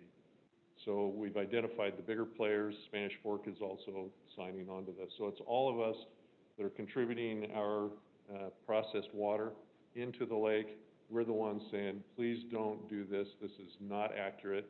You're causing a concern in the public that's not accurate. If you can prove that the counts are toxic, then that's great, but show the science on it. Don't just use that because it sounds good. Because all of a sudden the numbers go skyrocketing. They went from 30,000 to 300 billion, you know, and all of a sudden people are freaking out. Well, it doesn't really matter because it's not toxic at that level. At least the science says that it's not yet. No one's been able to prove it. The EPA has said it's not a valid way of testing it. So that's what we're asking, is to support it, to say, follow the science, you know, stay with that, and if that changes, then let's all change together based on science. So, any questions? I just want to make a comment. I support this. I have a friend that likes to boat on Utah Lake, and he's an engineer for the Central Utah Water Project. And he says he loves when they have these prohibitive things off the algae bloom, because he says that's when we go boating. Because he understands that it's not a real problem, and he says it's not crowded. So he says we all go boating then and skiing and everything. So he understands kind of the science underneath this, that the algae bloom isn't the big deal, it's the toxins. Yeah. Yeah, and I find the same way, except my wife doesn't like the green water. It'll stir up this bright green water behind the prop because it's pushing it up, and she doesn't think that's great, but the rest of us have fun. You know, this last couple of weeks, you know, Nathan, you've mentioned that we have an issue down at Highland Glen Park. Is this similar, that we're having toxins in the water? Do they only test one area of the Highland Glen Park, or they test, I mean, could we be getting that false read back from Highland Glen Park? This is different Is than it? what that particular one is. That's a bacteria. Yeah, this is Yeah. an algal bloom. This is cyanobacteria is what it's called. What we had was E. coli, which is in water. Every, major body of water, you will find E. coli. The problem in Highland Glen is they had a few tests come back that had, it exceeded the limit.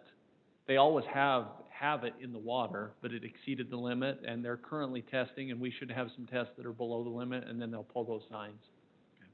And that a lot of that comes from those ducks that are down there.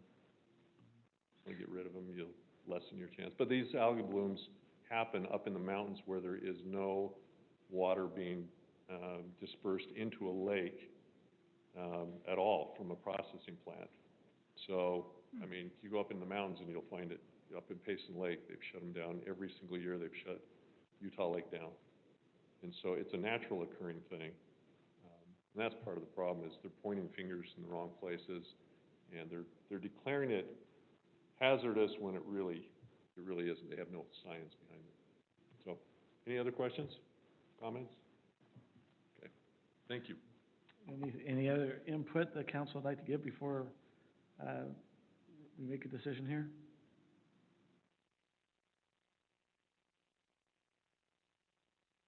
Okay, if not, I think we're open for direction on this for letter of support.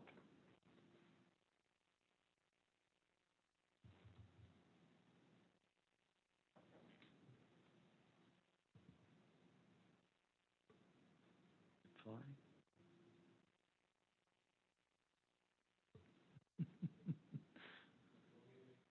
No. Do we want to not do it? Do we want to do it? I would make a motion. Okay. I would make a motion to, what do I need to do? To, support support the, letter to the Utah Lake Commission supporting this new guidance on toxins. Is that what we should do? Measuring toxins. Sign the levels. letter, Yeah. sign the letter. Yep. Is anyone that can support? I'll second that. Okay. Is there any alternatives? If not, let's vote.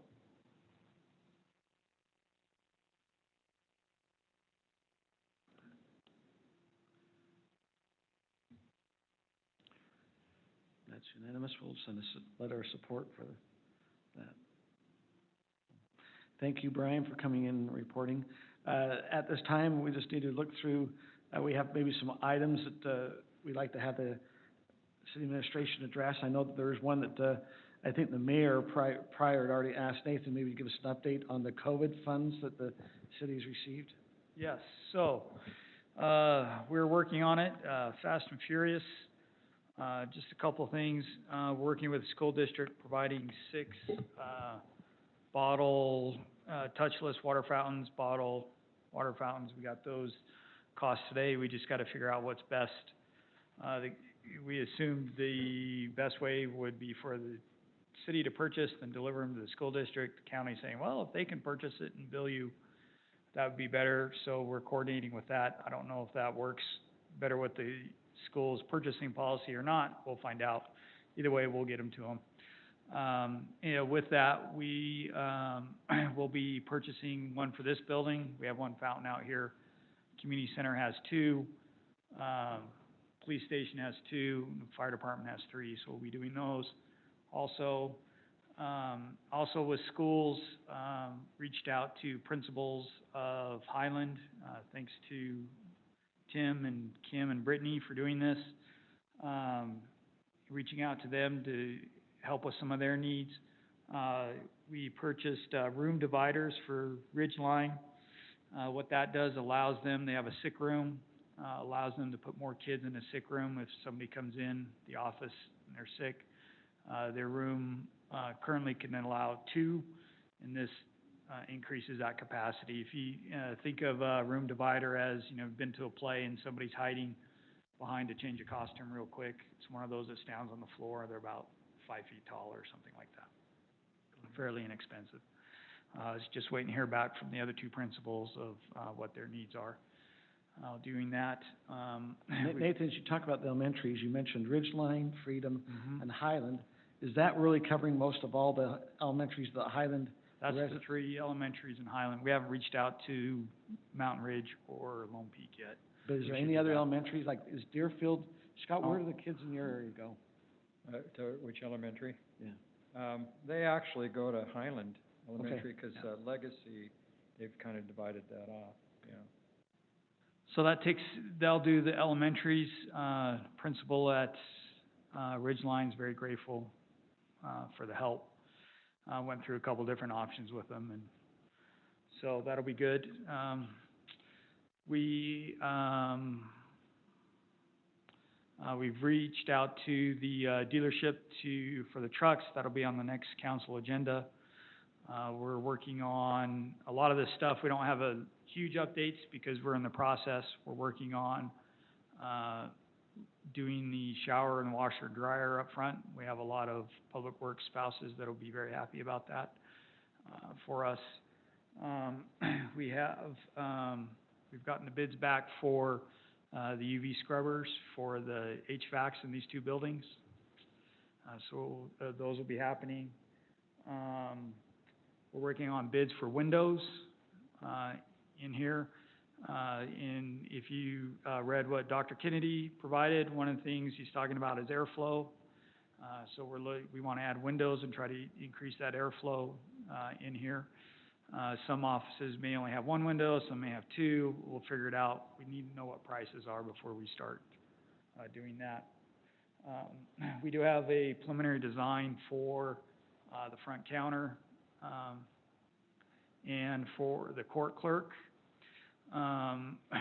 We're looking at using the same contractor that did the police remodel. He has some leftover plexiglass bulletproof glass for the court clerk. That's the tie there. One of the things that we're having a challenge with is getting contractors that are responsive. Everybody's just super swamped right now. So, if we can get him, he did a great job over there.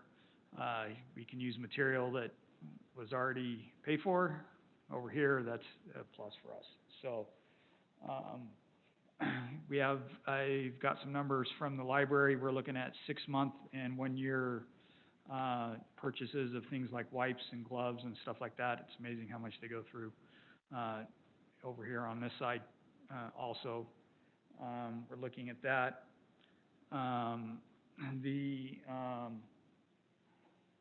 We're also looking at furniture that's wiped down. It can wipe down instead of the cloth. That's a little bit down the way. We got to get through some of these bigger ones. And the mayor did talk to the county today. I remember the idea with the stainless steel, well, I'll call them jail restrooms, for the parks. The county did clear that, so we're going to proceed in looking at doing. That'd be great, because they're easy to clean. They're easy to clean and, Harder to vandalize. yes, and very hard to vandalize, so that would replace the 2 in Highland Glen and 1 at Heritage, so, which would be awesome. So,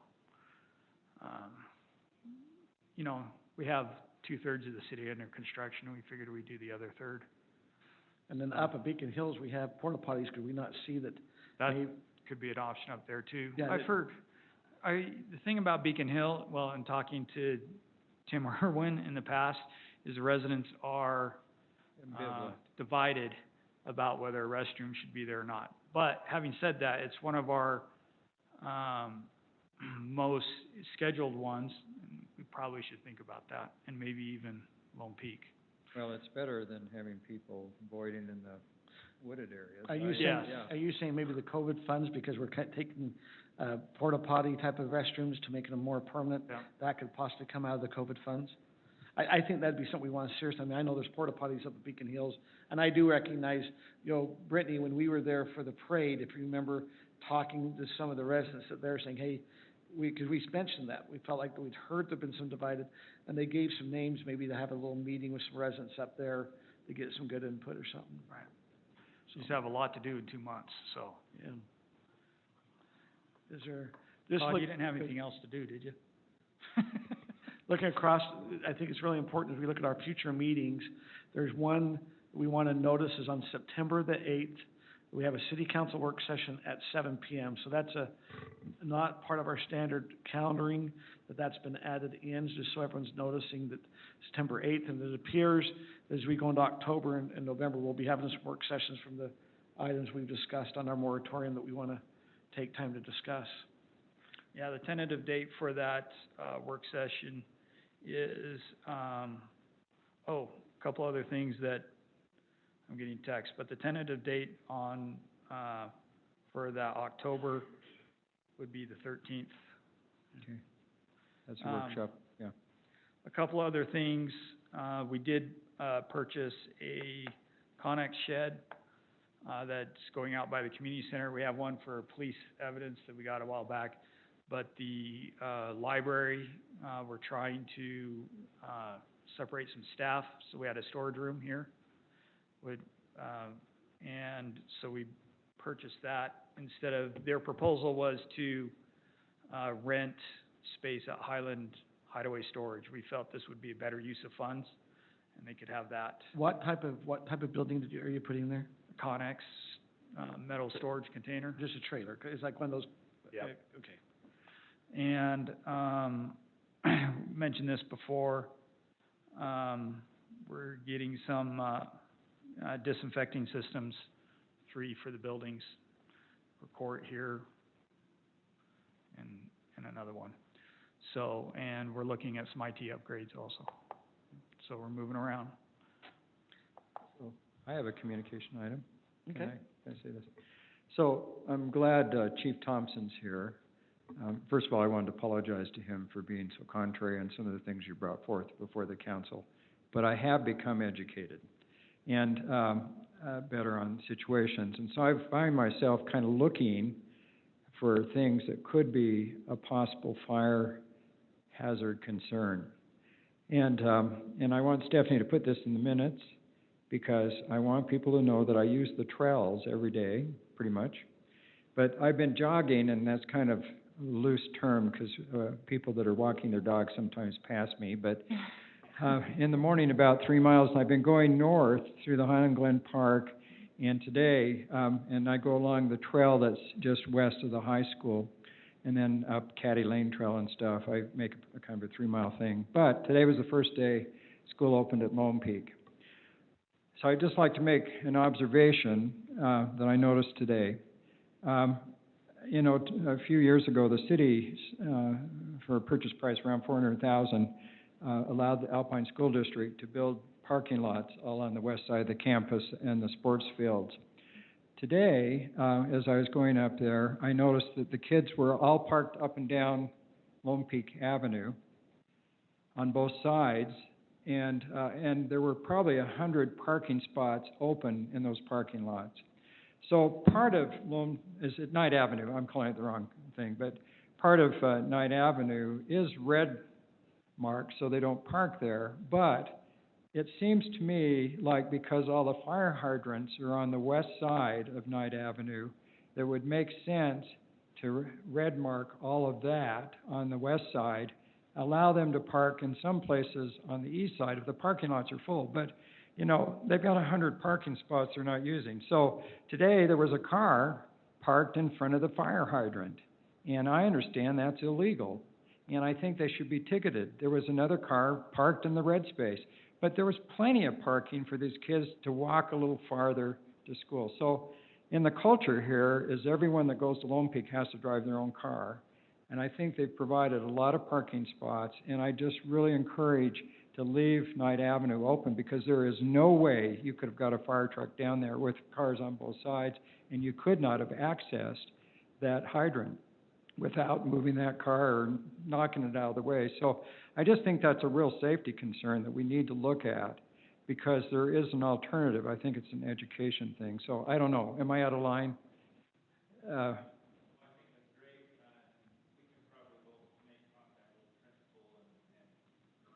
Yeah, I don't have any problem parking on the east side of Knight Avenue, but when they're parking on both sides, I don't know how you'd get any emergency vehicle down that. And, yeah.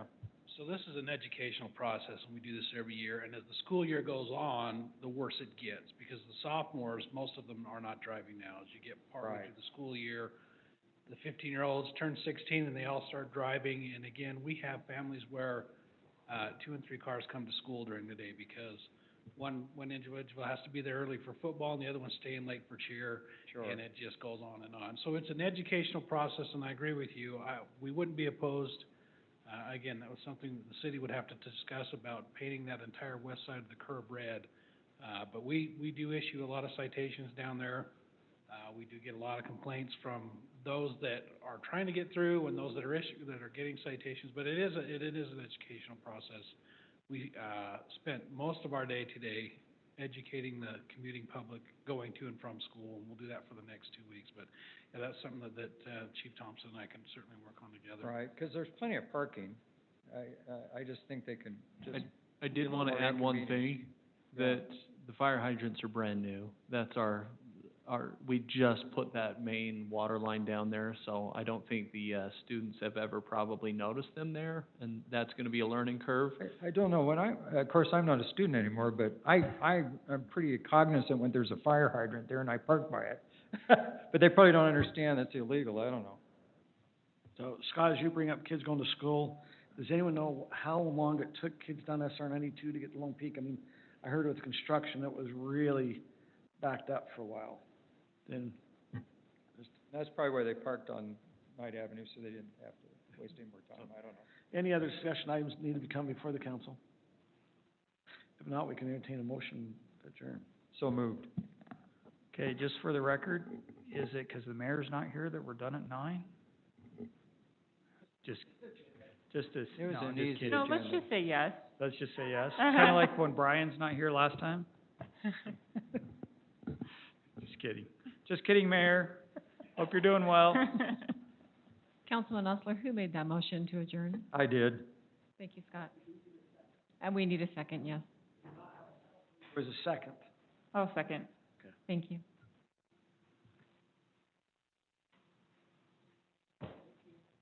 I just got a message said that Saratoga Springs receives award for decreasing water usage nearly 30%. I don't know who sent that to me, Brian. but.